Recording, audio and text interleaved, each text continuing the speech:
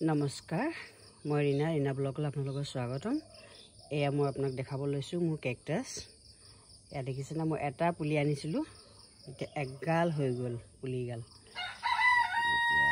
এয়া দেখিছা, এগাল হৈ গ'ল। এতিয়া কি কৰোঁ, ঢেৰ হৈ গ'ল মোৰ ওচৰত পুলি। এতিয়া এয়া মানুহে কয় বোলে কেকটাছ ৰাখিলে বেয়া। আপোনালোকে কওকচোন, মোক এতিয়া বেয়া না ভাল বাৰু, কমেণ্ট কৰি জনাবচোন। এয়া দেখিছে না, এগাল হৈ গ'ল।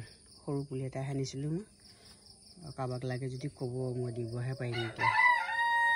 দেখিছে না এগাল। এয়া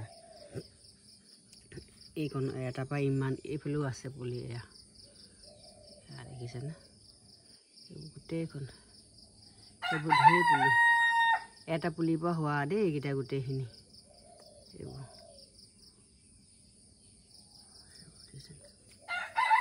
বৰ ধুনীয়াকৈ ফুলে নহয় আকৌ। এইবোৰ ফুলি পেলাই শুকাই গ'ল আৰু। এইবোৰ গোটেইখন ফুলি আছিলে, এইবোৰ শুকাই গ'ল। এয়া এইফালে এতিয়া কেইটামান কলি আছে, এয়া ফুলিবলৈ লৈছে কলিবোৰ। এইফালেও এগাল কলি ফুলৰ। এয়া বহুত দিন হ'ব, এইকেইটা কেকটাছ আকৌ 9 বছৰ হৈ গ'ল আকৌ। মোৰ 9 বছৰৰ পৰা হেৰি কৰি আছোঁ, প্ৰতিপাল কৰি আছোঁ। এইফালেও আছে গোটেইখন, পূৰা 9 বছৰ। এটা পুলি একো হেৰি নাই, পানীও বেছি দিব নালাগে। এইটোত কম পানী লাগে, গৰম ঠাণ্ডা কোনো হেৰি নাই, খালি পানীটোহে বেছি দিব নালাগে। আৰু ইয়াত পানী বেছি দিলে গেলি যায়।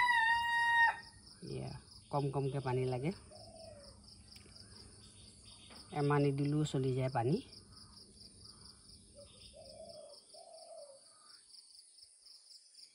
সৰু টাপতে লগাই থৈছোঁ।